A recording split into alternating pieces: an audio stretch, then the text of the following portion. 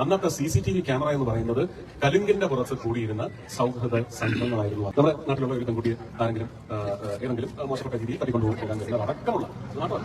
ഇന്നത്തെ കാലഘട്ടത്തിൽ ചോദിച്ചാൽ കഞ്ചാവും അതുപോലെയുള്ള വിശ്വാസികളുമായിട്ട് വന്ന് ഒരു സമൂഹത്തിലെ കുഞ്ഞുങ്ങളെ വഴിതെറ്റിക്കുന്നതിനും നശിപ്പിക്കുന്നതിനും വേണ്ടി വരുന്ന ഇതിനെല്ലാം എതിരെയുള്ള ഒരു കവചമായിരുന്നു ഈ കലുങ്ക് സഭ.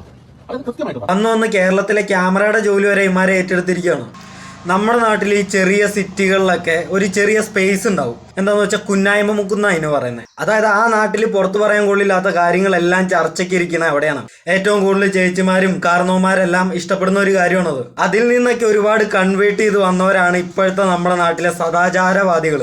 അതായത് പബ്ലിക്കിന് സമാധാനം കൊടുക്കാതിരിക്കുക എന്നുള്ളതാണ് ഇവരുടെ ലക്ഷ്യം. ഇവരുടെ ഈ മതവർഗീയതയും തീവ്രവാദവും കുന്നായ്മയൊക്കെ എളുപ്പം നമ്മുടെ സമൂഹത്തിലേക്ക് സ്പ്രെഡ് ചെയ്യിക്കാൻ എളുപ്പമാണ്. കുറച്ചു നാൾ മുമ്പ് മീഡിയയോട് പറഞ്ഞു, നിങ്ങളൊക്കെ ആരാ?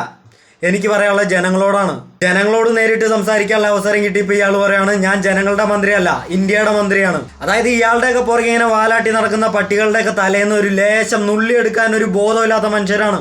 അങ്ങനെ ഉള്ളവരാണ് ഇയാളുടെയൊക്കെ പ്രചോദനം. ഇയാൾക്ക് ജനങ്ങളെ സംരക്ഷിക്കാനോ സേവിക്കാനോ ഉള്ള യാതൊരു കഴിവുമില്ല. ജനങ്ങളായിട്ട് പറഞ്ഞ് മത്സരിക്കാനും തർക്കിക്കാനും മാത്രമാണ് ഇയാൾ വാതുറക്കുന്നത്. വോട്ട് ചോദിച്ച് തെണ്ടി നടന്ന് BP ലോയായി കാലിൽ മസിലും കയറി നടുറോട്ടി കുത്തിയിരുന്നിട്ടുണ്ട് ഇയാള്. ഇന്ന് ജനങ്ങൾ ഇയാളോട് ഒരു ആവശ്യം ഉന്നയിക്കുമ്പോൾ, ഒരു ചോദ്യം ചോദിക്കുമ്പോൾ ഇയാൾക്ക് ശത്രുക്കളായി മാറുവാണ്. 1 or 2 ക്ലാസ് പഠിച്ചാൽ പോലും അതിന്റെ ബുദ്ധി കാണിക്കണം നമ്മള്.